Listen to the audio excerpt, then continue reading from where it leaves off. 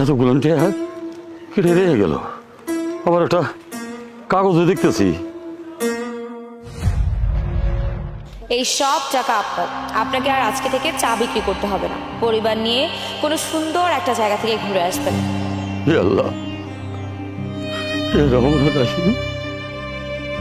আমার এই অভাবের সংসারে জানি না কোন দয়ালু আমার এই অবস্থা দেখে এতগুলো টাকা দান করে গেছে। আল্লাহ, তুমি যে দান করছে তুমি তারা ভালো রেখে, আল্লাহ ভালো রেখো।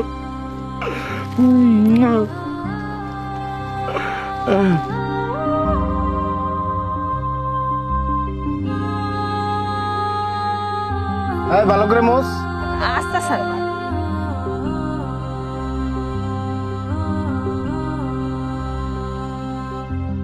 স্যার আমার টাকাটা এই যে। এই দাঁড়াও দাঁড়াও দাঁড়াও, এই নাও, এই টাকাটা তুমি রাখো। ম্যাম, এতগুলো টাকা এগুলো আপনি চুরি করে আনছেন? আরে না না, তোমার কি আমাকে দেখে চোর মনে হচ্ছে? এই টাকাটা রাখো, মনে করো যে আমি তোমাকে দেইনি, স্বয়ং আল্লাহ তাআলা আমার মাধ্যমে তোমাকে পাঠিয়েছেন। না না ম্যাম সাহেব, আমি টাকা কেন নেব? আমি গরিব মানুষ, দিন মজুর করে খাই, আমার এসব টাকা পয়সা লাগবো না।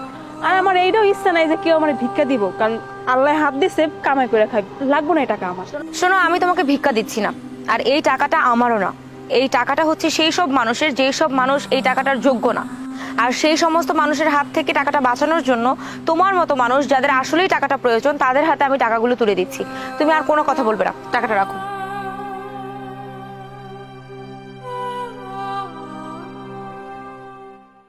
কি আপু, খুব স্বাভাবিক মনে হচ্ছে, খুব নিরিবিলি দাঁড়িয়ে টাকা গুনছেন।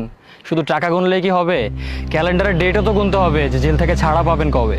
মানে কি, আমি কেন জেলে যেতে যাবো? ওমা, জেলে যাবেন না, কাজ করবেন উল্টাপাল্টা, আর জেলে যেতে যাচ্ছেন না মানে? আপনি কি বলতে চাচ্ছেন? আমি কি বলতে চাচ্ছি আপনি বুঝতে পারছেন না? এই যে এই সব টাকা আপনি মানুষের মধ্যে বিতরণ করছেন, নিশ্চয়ই এসব ভালো কোনো টাকা না, এগুলো ঘুষের টাকা, তাই না? আর সেজন্য আমি আপনাকে অ্যারেস্ট করব। দেখুন, আপনি না আমাকে কোনোভাবেই গ্রেপ্তার করতে পারেন না, কারণ আমি একজন ইনকাম ট্যাক্স অফিসার। ও আচ্ছা, আমি গেস যেটা করেছিলাম সেটাই তাহলে রাইট। আমি ভেবেই নিয়েছিলাম যেগুলো ঘুষের টাকা, আর যেহেতু আপনি একটা ইনকাম ট্যাক্সের অফিসার, ঘুষের টাকা বলেই না এই টাকাগুলো মানুষের মধ্যে খুব সহজভাবে বিতরণ করছেন, কারণ মানুষের কষ্টের টাকা মানুষ এভাবে মানুষকে দিতে পারে না। আচ্ছা, স্বীকার করেন তো যে কোন খারাপ লোককে ছাড়ানোর জন্য এতগুলো টাকা পেয়েছেন? না তো আমি কাউকে ছাড়িয়েছি, না আমি ঘুষ খেয়েছি। এগুলো হচ্ছে তাদের টাকা যারা কিনা ব্ল্যাক মানি ইনকাম করে। মানে আপনি বলতে চাচ্ছেন যে টাকাটা সরকারের কাছে দেওয়া প্রয়োজন সেটা আপনি গরিবের মাঝে বিলিয়ে নিজেকে খুব বড় দাবি করছেন? হ্যাঁ একদম, কারণ আমার কারো উপর ভরসা নেই।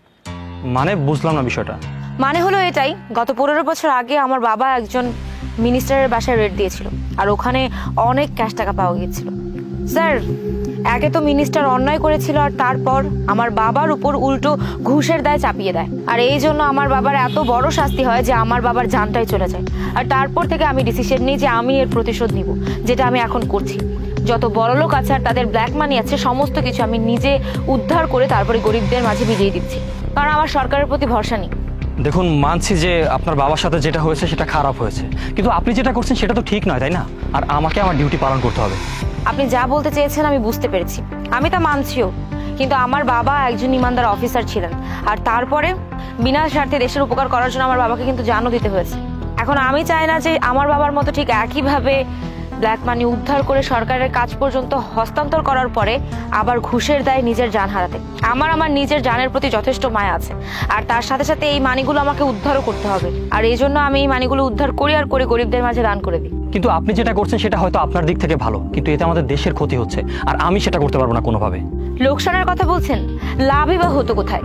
আমি যদি এই টাকাগুলো পুলিশের কাছে হস্তান্তর করতাম আমাকে উল্টো ফাঁসিয়ে দেওয়া হতো, আর যেই লোকগুলোর থেকে আমি ব্ল্যাক মানিগুলো উদ্ধার করতাম সেই লোকগুলো আবারও এই টাকাগুলো তাদের কাছে ব্যাক নিত। লোকসান তো তখনও হতো, সেই আমরা ঘুরে ফিরে একই জায়গায় যেয়ে দাঁড়াচ্ছি।